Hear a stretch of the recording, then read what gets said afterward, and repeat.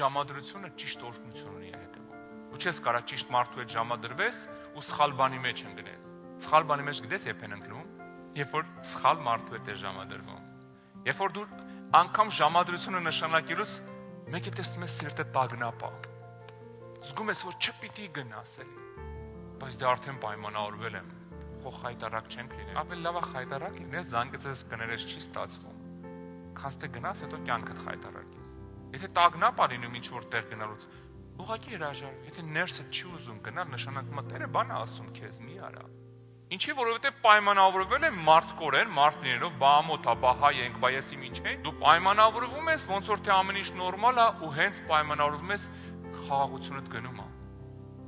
Անհանգիստ վիճակ է, չես հասկանում ինչ է կատարվում։ Ոնց որ թե պիտի ուրախանար, լավ տեղ ես գնում։ Բայց այնինչ խառնվել է ամեն ինչը, որովհետև Տերը չի ուզում որ գնաս։